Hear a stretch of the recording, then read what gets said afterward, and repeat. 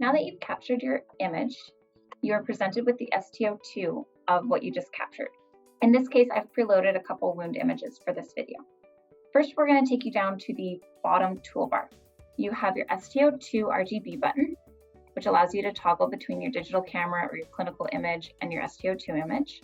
You have a pencil button, which allows you to annotate. We can add pre, and then I'm going to add debride. And press OK.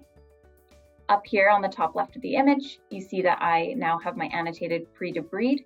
You'll also see that I have a date and timestamp saved to the image as well. Beside the pencil button is the blood droplet, which is hemoglobin view. We'll come back to that later. Then we have two pictures side by side. This is to take you to side-by-side view. And lastly, the measuring tape is a show and hide marker that we'll come back to later. Let's go ahead and go to side-by-side view. As soon as I enter side-by-side view, it's taken my first image that was on my screen, and it's presented me with my STO2 next to my RGB of that image. I'm going to then access my carousel by going to the top of the screen. Here you can see all the images that were previously captured for this patient. In this case, I'm going to bring down another image of their wound that was taken a few weeks later.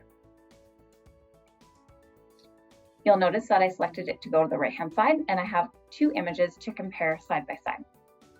Both images have a bottom toolbar that allows me to toggle between their STO2 and RGB, as well as the pencil and the hemoglobin view. Now I'm going to take you back to single screen mode by pressing this button. Now I'm going to walk you through the right-hand side toolbar. This first button is for creating a report. Below that, you have a magnifying glass, which allows you to zoom in, and then we have a reset and a pan button. Below this are our three marker measurements. The first one I'm going to select is our oxygenation marker. Anywhere I tap on the screen, I get a circle that shows the average STO2 or oxygenation inside that shape. Below this is our linear measurement. To demonstrate this feature, I'm going to first switch over to my clinical image.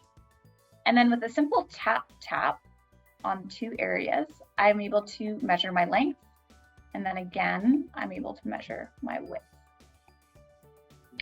Last but not least is our area measurement. By selecting this tool, I'm going to then trace my wound. If you look at the top right, you can see that the magnifying glass shows an in-depth area that I'm looking at. This shows my STO2 or oxygenation as well as the average area of the shape that I drew.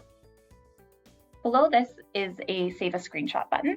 When I press this, it saves an exact image of what was on my screen to the patient folder. And if I had a USB inserted into the device, I could also save a copy to that. Our last but not least are delete buttons. So first is our delete the STO2 marker button.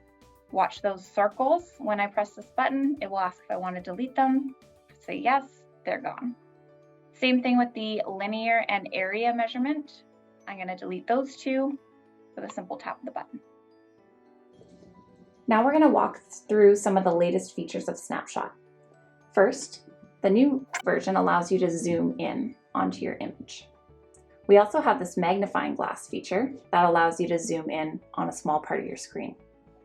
Let's reset the zoom here, back to the start. The other feature that we added was the ability to hide and show markers. So I'm going to hide all of the markers that were on my image, and then I can bring them back. Lastly, the reporting template has been updated to be more user-friendly.